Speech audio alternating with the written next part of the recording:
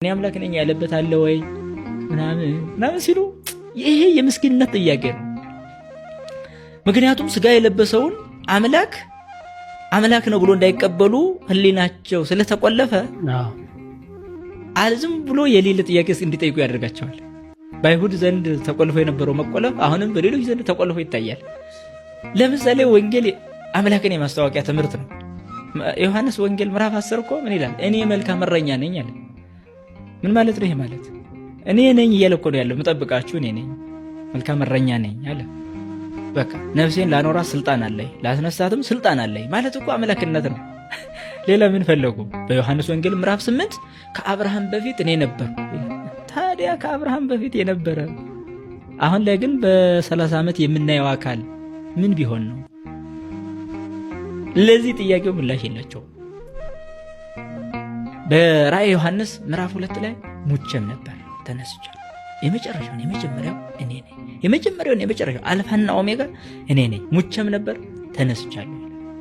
የመጀመሪያም እሱ የመጨረሻም እሱ እኔ ነኝ ካለ ሙቼም ነበር ካለ ተነስቻለሁ ካለ ታዲያ ሌላ በመጀመሪያ የነበረ በመጨረሻም የሚኖር የሞተ የተነሳ ምን አይነት ፍጡር አለ ታዲያ?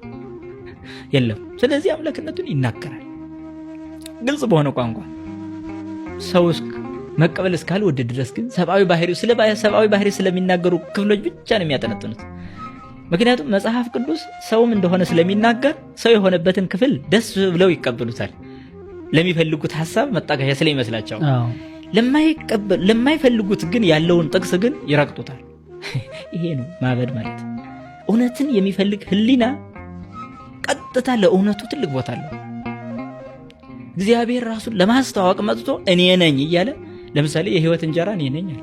እንዲህ ያለ እስኪ ከነቢያት ጀምሮ የህይወት እንጀራ የሆነ አንድ ነብይ ይጥቀሱ? የለም። የህይወት ውሃ እኔ ነኝ አለ። የተጠማ ወደ እኔ ይምጣል። ምን የተጠማ? አምላክን የተጠማ። ምን የተጠማ? ህይወትን የተጠማ። ምን የተጠማ?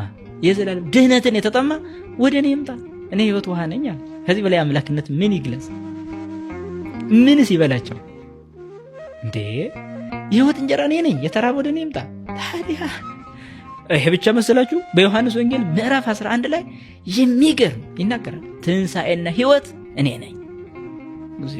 ትንሣኤና ህይወት እኔ ነኝ አለ። ምን ማለት ነው? ሰው ሁሉ እንደሚሞት ግልጽ ነው። ስለዚህ ሁሉ ይሞት፣ የማስነሳ ግን እኔ ነኝ። ህይወትንም የምሰጥ እኔ ነኝ፣ ህይወታቸው እኔ ነኝ አለ። ታዲያ ፍጡር ሆኖ ለማን ህይወት ይሆናል? ትንሣኤ የሆነ ፍጡር የት አለ?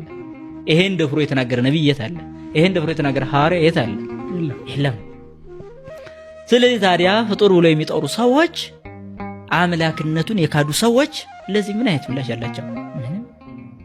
ታዲያ አምላክ ነው ብሎ የሚጠሩት የነሱስ ምኑን ይናገራል? በዚህ መልክ ምክንያቱም ፍጡር በማይጠራበት ስለተጠራ አይደል አምላክ ብሎ ያመኑት። ስለሚያምኑት ጉዳይ እኮ እኛስ ምን አለ ታዲያ? ምን አለ? ግልጽ በሆነ ቋንቋ እኔ ወይን ግንድ ነኝ፣ ቅርንጫፎች እናንተ ናቸው። ስለዚህ ከቅርንጫፎች መሃል ማድረግ አይቻልም ግንዱ። የቅርንጫፎች ሁሉ መጠለያ ወይም ተሸካሚ እሱ። ለቅርንጫፎች ህይወት የሚሰጠው ግንዱ ነው። ስለዚህ እኔ ወይን ግንድ ነኝ አለ። ቅርንጫፉን እኔ ነኝ አላለ። ታዲያ ሁሉም ነቢያት ቅርንጫፎቹ ናቸው። ሁሉም ሐዋርያት ቅርንጫፎቹ ናቸው። ሁሉም ምእመናን አማኞቹ ቅርንጫፎቹ ናቸው። ታዲያ እሱሳ ግንድ ነው። ራሱን በዚህ መልክ እንድንረዳው ነው የገለጸው። ዝቅ እያለ ሲሄድ ያለ ግንዱ ቅርንጫፉ ምንም ሊያፈራ አይችልም ብሎ ቁጭ አለ። ዝቅ ብሎ ደግሞ ያለ እኔ ምንም ልታደርጉ አትችሉም ማለት። ታዲያ ይሄ ከአምላክነት በላይ ምን ነው? ሌላ ንግግር ምን ይፈልጋሉ ሰዎቹ? እስኪ እውነት መዳን ለሚፈልግ ይሄ በቂ አልነበረ? ዝቅ ብሎ ምን አለ? ያለ እኔ ምንም ልታደርጉ አትችሉም። ታዲያ ፍጡር ከሆነ ያለ እኔ ምንም ልታደርጉ ብዬ መናገር ይችላል? ሆነ እኔ አልችልም። ኢሳይያስ ይሄን አለ ነው? አብርሃም ይሄን አለ? ይስሐቅ ነው ይሄን ያለው ነው? ዮሴፍ ማን ነው? ዳዊት ነው? ያለ እኔ ምንም ልታደርጉ አትችሉም ያለ ፍጡር እስኪ ሊያሳዩ ይችላሉ?